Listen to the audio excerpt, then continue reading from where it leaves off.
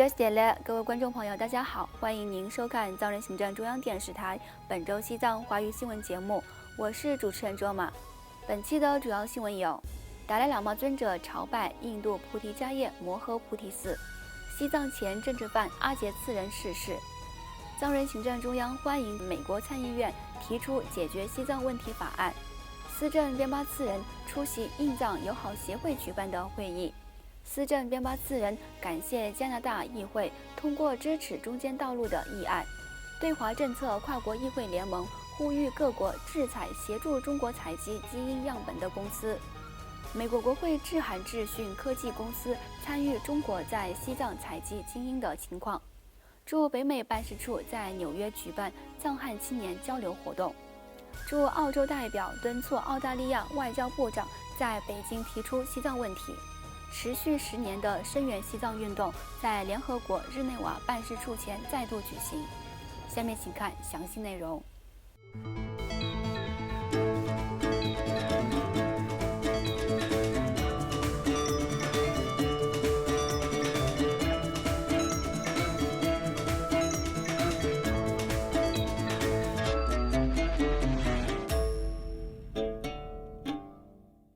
西藏精神领袖达赖喇嘛尊者于本周四12月22号，在时隔3年后再度抵访印度菩提迦叶，受到来自世界各地数万名信众的隆重迎接。达赖喇嘛尊者于今天12月23号上午朝拜了印度比哈尔邦菩提迦叶的摩诃菩提寺。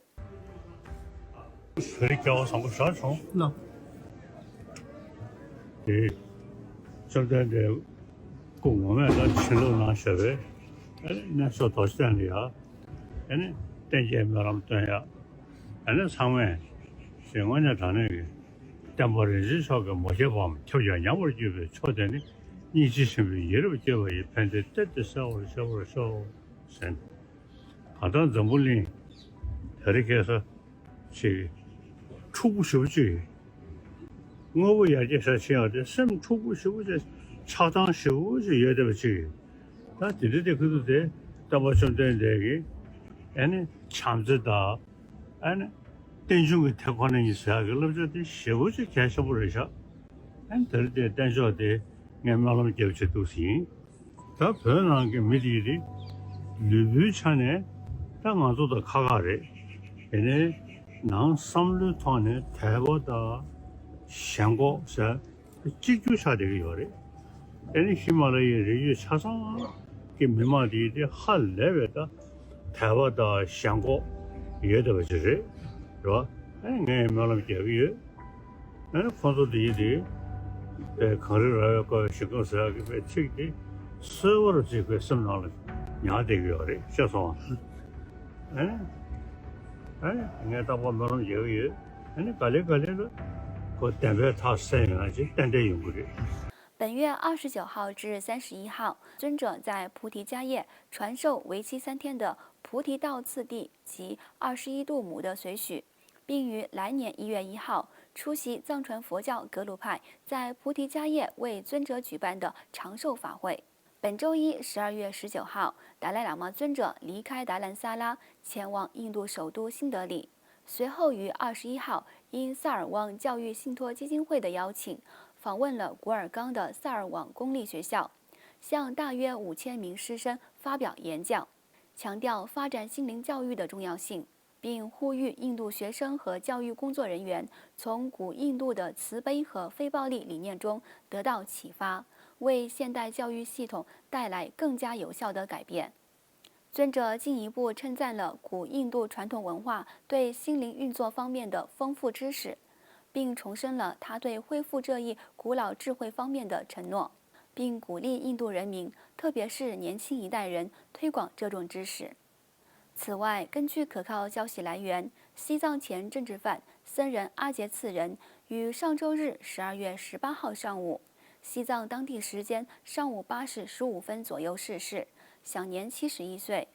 1990年3月8号，僧人阿杰次仁因涉嫌散发含有西藏精神领袖达赖喇嘛尊者的演讲书籍，以及散发要求西藏独立的传单，在青海省玉树藏族自治州节骨镇被中国警方拘捕，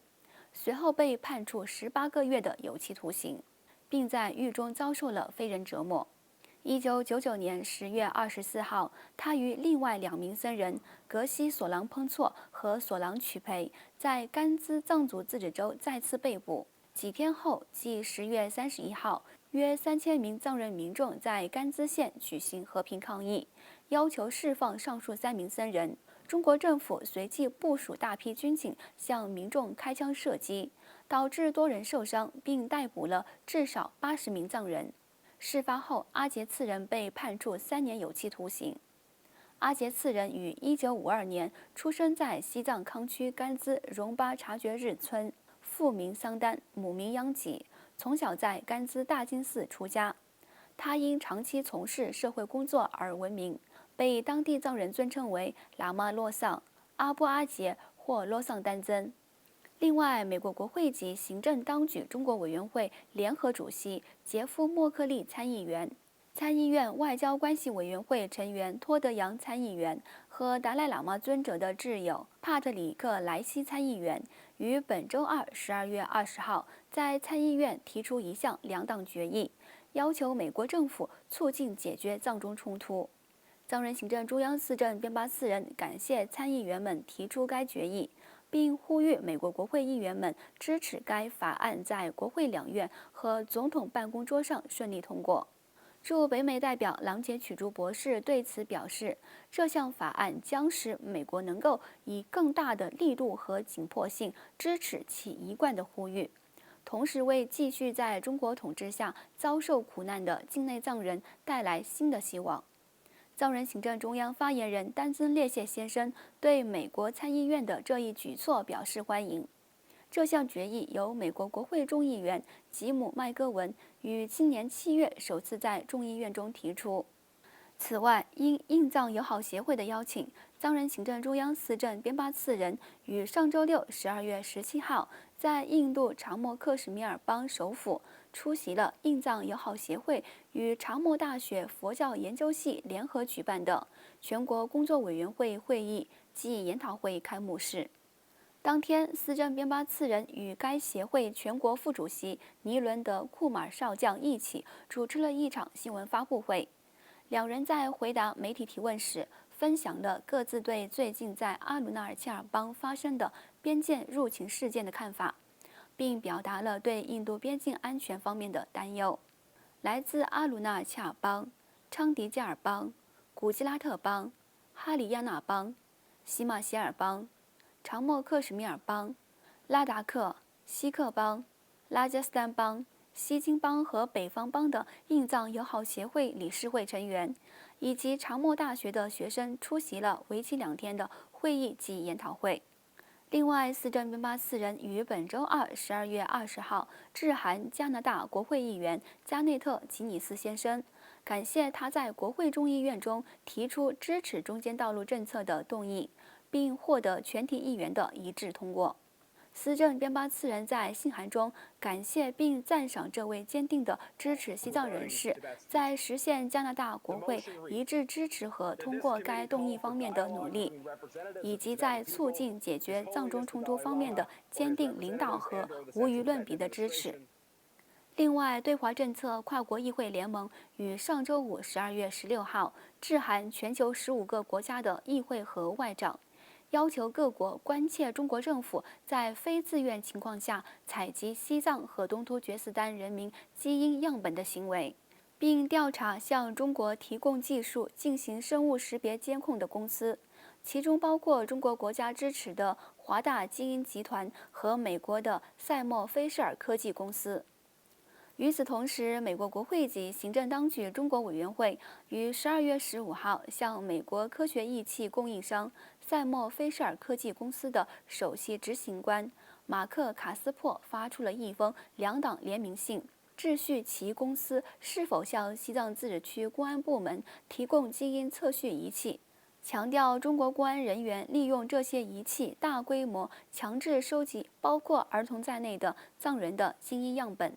该信函由参议员杰佛里·默克利、众议院詹姆斯·麦戈文、参议员马可·卢比奥和众议员克里斯佛陀·史密斯共同签署。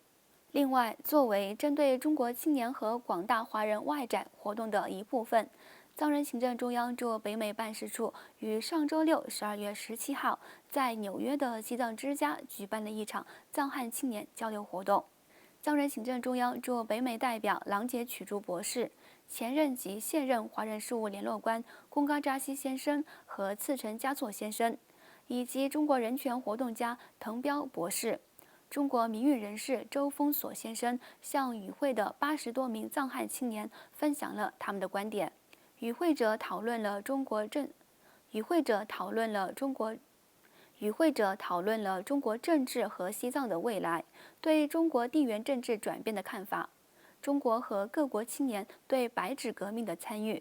中间道路政策和西藏人民的自决权等议题。驻北美华人事务联络官次城嘉措先生主持了交流活动。他在致辞时呼吁与会的藏汉青年积极展开藏汉两个民族之间的交流与对话，促进和寻找两个民族之间的理解和共同点。与此同时，藏人行政中央驻澳洲办事处代表冈马森格先生于本周一12月19号致函即将访问中国的澳大利亚外交部长黄英贤女士，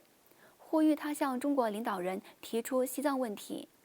代表冈马森格在信函中祝愿黄英贤女士对北京为期1周的访问活动取得成功，并呼吁她向中国外交部长王毅和其他中共领导人进行互动时，以最强烈的措辞提出西藏问题。同样，澳大利亚西藏委员会也紧随其后，于次日致函澳洲外长，重申了驻澳洲办事处提出的类似呼吁。请继续收看本期节目的最后一则消息。由瑞士藏人自愿发起并维持10年的深远西藏运动于上周五12月16号再次在联合国驻日内瓦办事处大楼前举行。这一深远西藏运动由5个瑞士藏人家庭在2011年11月发起，其目的是为了声援在西藏境内持续遭受压迫的藏人同胞。该运动于2012年12月10号在日内瓦的联合国大楼前开始。从那时起，该组织的成员在每个月的第2个星期三都在日内瓦的联合国办事处大楼前举行和平抗议活动。10年来，他们打出横幅，展出中国侵犯西藏人权的相关图片，同时手持西藏、欧盟和瑞士的国旗，向联合国和国际社会详细说明西藏境内的紧张局势。藏人行政中央驻日内瓦代表赤列曲吉女士在工作人员甘丹措姆的陪同下，前往活动现场表达慰问，并对声援西藏运动的组织成员表达了感谢。观众朋友，以上就是本期节目的全部内容。欲了解有关西藏境内外的讯息，请登录屏幕下方的网址。感谢您的收看，我们下期节目再会。